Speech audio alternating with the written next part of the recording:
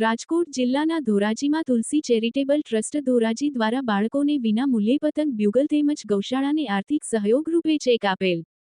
મકર સંક્રાંતિ ઉત્તરાયણ તહેવાર નિમિત્તે તુલસી charitable trust Dhoraji દ્વારા બાળકોને પતંગ તથા બ્યુગલનું વિના મૂલ્યે વિતરણ કરવામાં આવેલ તેમજ 51,000 રૂપિયાનો ચેક શ્રી પાંજરાપોળ અને ગૌશાળાને તેમજ 51,000 રૂપિયાનો ચેક શ્રીકૃષ્ણ ગૌશાળાને તેમજ 51,000 રૂપિયાનો ચેક ગોકુળધામ ગૌશાળાને આર્થિક સહયોગ રૂપે આપવામાં આવેલ આ દ્વિવિધ કાર્યક્રમમાં ધોરાજીના સિમરન ભારદ્વાજ, કાર્તિકભાઈ પારેખ સરકારી વકીલ, મનુભાઈ જાગાની શ્રીકૃષ્ણ ગૌશાળા,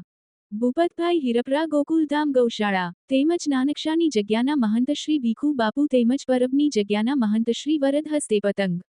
બ્યુગલ તેમજ ચેક આપવામાં આવેલા શુભ પ્રસંગે તુલસી ચેરિટેબલ ટ્રસ્ટના પ્રમુખ શ્રી રાજુભાઈ બાલદા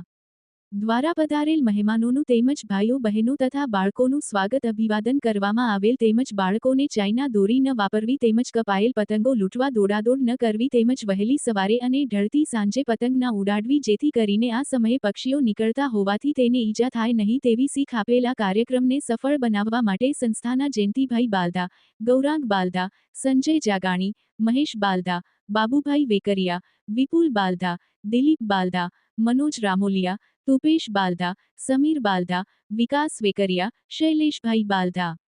કેયુર કોટડિયા, પ્રદીપ સોજિત્રા રાજ બાલદા, ભાસ્કર બાલદા, યશ બાલદા, ધ્રુવ બાલદા, આર્યન, યુગ વગેરે નાના મોટા કાર્યકર્તાઓએ જહેમત ઉઠાવેલ અને કાર્યક્રમને સફળ બનાવેલ। અહેવાલ વિપુલ ધામેચા, ન્યૂઝ 14 ધોરાજી। રાજુ બાલદા, પ્રમુખ શ્રી તુલસી ચેરિટેબલ ટ્રસ્ટ ધોરાજી। તુલસી ચેરિટેબલ ટ્રસ્ટ દ્વારા દર વર્ષે મકર સંક્રાંતિ દરમિયાન તેના પૂર્વ દિવસ દરમિયાન નાના નાના બાળકો ભૂલકાઓને પતંગ વિતરણ કરીએ છીએ અને તેથી આ હિન્દુ તહેવાર બાળકો સારી રીતે ઉજવણી કરી શકે। અને આ પતંગ દ્વારા બાળકો એક થાય અને હિન્દુ તહેવાર સારી રીતે ઉજવી શકે। પતંગ વિતરણ માટે અમે દર વર્ષે રાહત દરે ફટાકડાનું વિતરણ કરીએ છીએ દિવાળી શો દરમિયાન અને તેમાંથી જે કંઈ નફો થાય તે નફાના ભાગરૂપે દર વર્ષે અનેક સેવાકીય પ્રવૃત્તિઓ કરીએ છીએ, જેમાંનો આજના દિવસે બાળકોને પતંગ વિતરણ તેમજ ધોરાજીની ગૌશાળાઓને 51,000 રૂપિયાનો આર્થિક મદદ રૂપે ચેક આપેલ છે, જેથી કરીને ગૌશાળાઓનો પણ ગાયોનો પણ